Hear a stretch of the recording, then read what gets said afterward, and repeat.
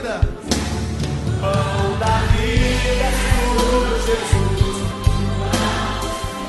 Canta com os braços erguidos. O caminho, a verdade, via de amor, dom de Deus, nosso Redentor.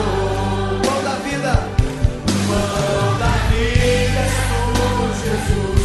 Pão do céu. O pão do céu. O caminho, a verdade, via de amor, dom de Deus, nosso.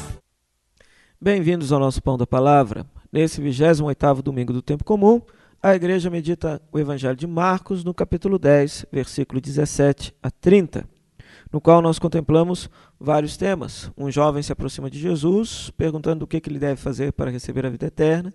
Jesus responde que ele deve obedecer os mandamentos, vivenciar os mandamentos.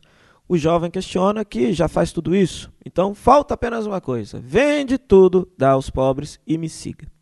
É a postura do Jesus histórico. Jesus ele foi peregrino, itinerante, ele não teve um lugar fixo, mas ele sempre assumiu essa postura de sair de cidade em cidade, de vila em vila, anunciando, pregando o reino de Deus. O reino de Deus. Então, o discípulo de Jesus deve ter a sua maior riqueza no segmento, no discipulado de Jesus.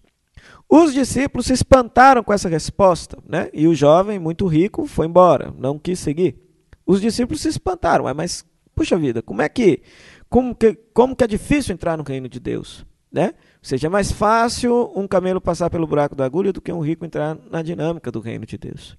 Ou seja, o evangelho nesse aspecto ele é muito bem claro, ou seja, e ele é atual para os dias de hoje. Hoje nós temos uma mentalidade de que para a gente ser feliz a gente precisa acumular as coisas, que a nossa felicidade está no poder, não está no ser, né?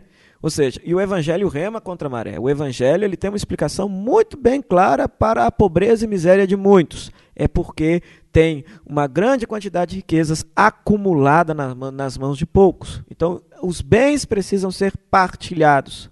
A partilha é parte intrínseca do segmento de Jesus, da dinâmica do reino de Deus.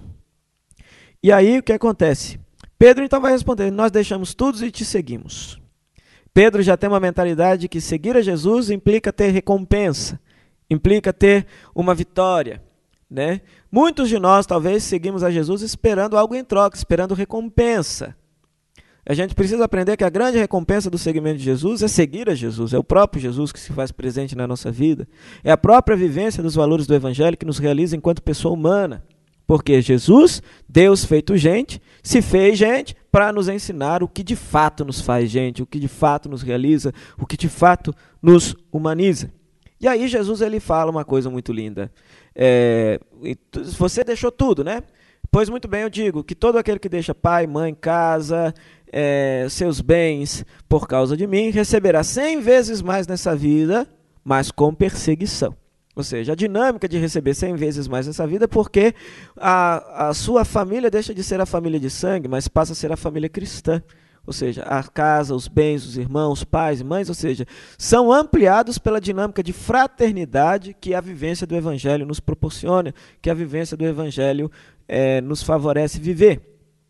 Mas, por outro lado, tudo isso vem com perseguição, porque o discípulo de Jesus é alguém que luta pela justiça, é alguém que denuncia as injustiças, é alguém que busca a verdade, é alguém que luta contra o pecado, e tudo isso no ambiente, no mundo, tal qual o nosso, cercado de injustiça, cercado de pobreza, cercado de pecado. Por isso, haverá perseguição na vida do discípulo de Jesus. Haverá perseguição na vida do discípulo de Jesus.